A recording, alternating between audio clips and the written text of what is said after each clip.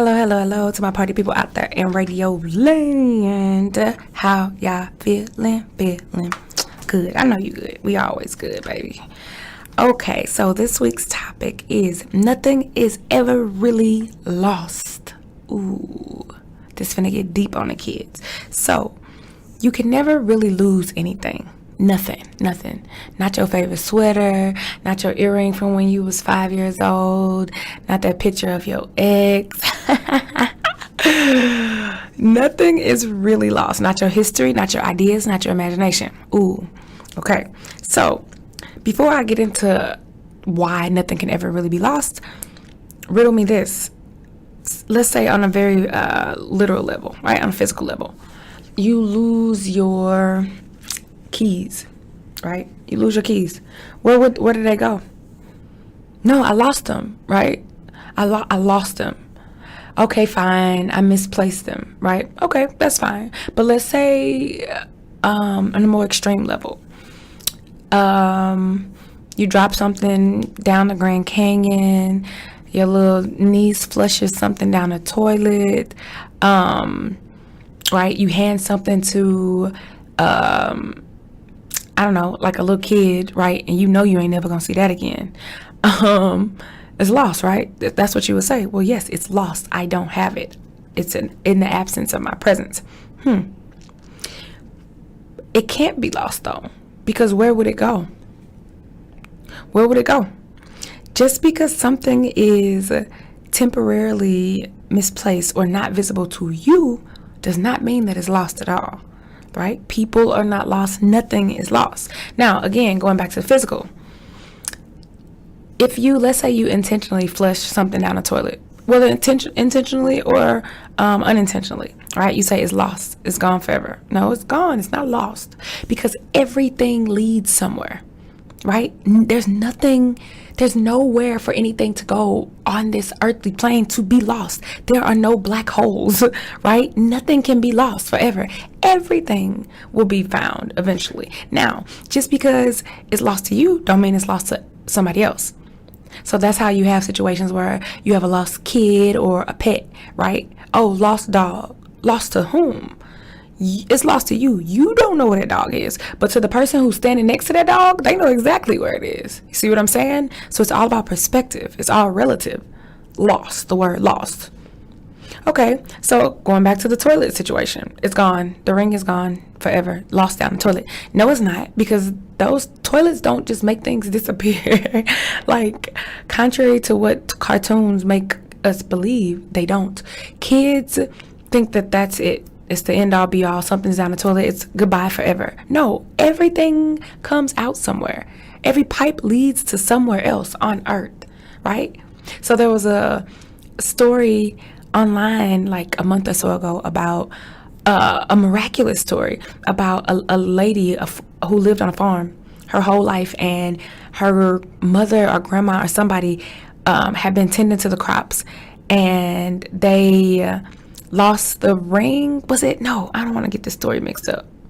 They were doing something with some seeds or something, and they end up losing their ring, their wedding ring or something like that, in like some seeds or something. And it was just devastating, or it fell down the drain or something like that. I wish I knew the exact story now.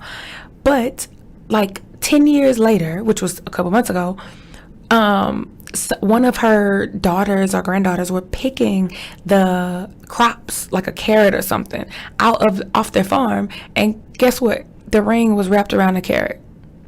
So that's the thing. Nothing is ever lost. There's nowhere for it to go. Even if you drop something down a hole, right? It's not lost. It's just at the bottom of that hole.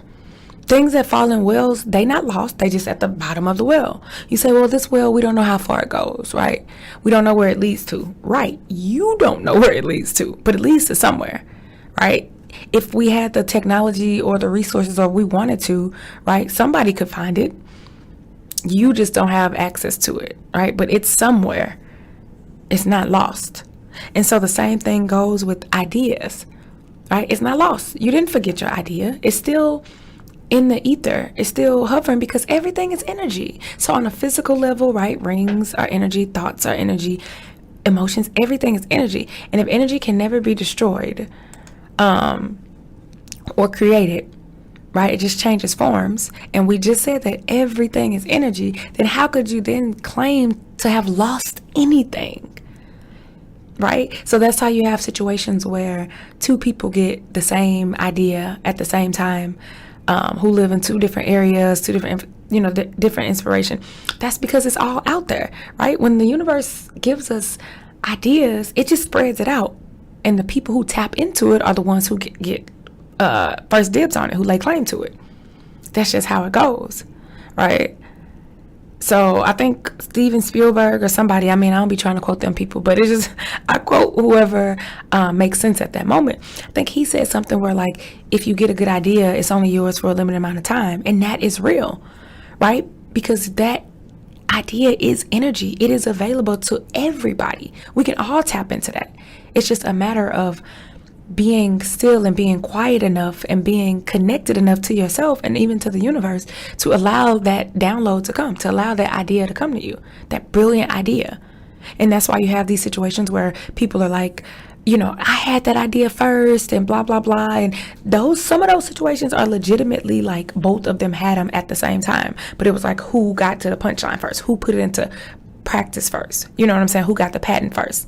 Because it's all out there. We can all tap into it. That's how being able to be intuitive and psychic, that's how all that plays out. The information is available to anybody and everybody who wants it, right? You just have to be able to tap into it, by being connected. That's all. It's not something that's hyper exclusive by any means. So with history, I was inspired to make this transmission. I wrote about it originally because my argument was that my history ain't lost.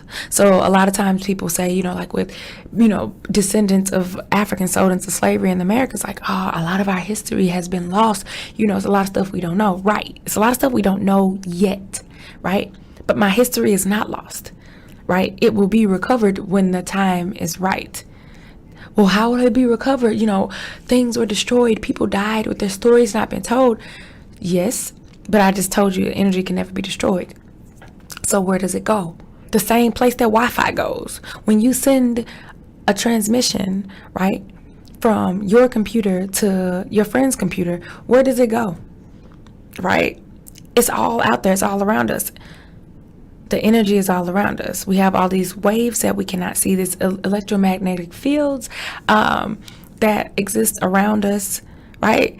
So all of this stuff, it doesn't go anywhere. And even once you put an idea into play, right, and you manifest it, you birth it, it still grows into something else. So just think about a child being conceived, right? It starts with an idea, a desire. The child is conceived, and they don't just end there, right? The child grows up and creates things of its own, and you have another child. And guess what? It's expressed in a different way. So that's how ideas go. It's just the same recycled things over and over and over again, because there is nowhere for anything to go. We have the same water. We've been drinking the same water since the first human walked the earth. We breathe in the same oxygen, right? So water that you flush that eventually goes to the river, flows downstream for somebody else to use, for another city to use, gets evaporated into the clouds, rains down somewhere else, goes into aquifers right underneath your house, through the watershed, all of that. It's the same water. Ain't nobody created no new water.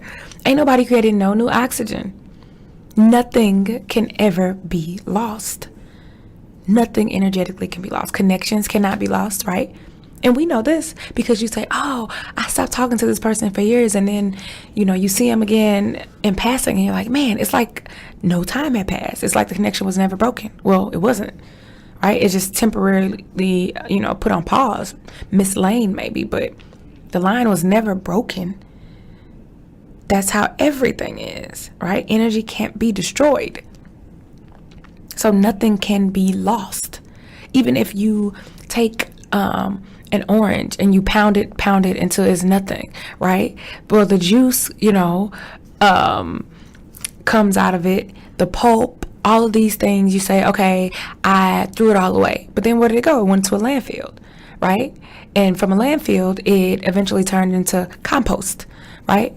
And carbon dioxide, right? It turned into gas. The parts that weren't consumed by rodents, right? Or that did not become consumed by worms to become, fresh soil again. See what I'm saying? And then to be recycled all over again. The green grass grows all around. And then that fertile soil is now a conduit, for the energy to pass through for the orange tree, right? To grow and to produce more oranges. Right? So nothing is ever really lost. It's just temporarily unavailable to you, to the seeker. And as we have learned, when you sit and allow things to come to you, information, people, ideas, inspiration, right?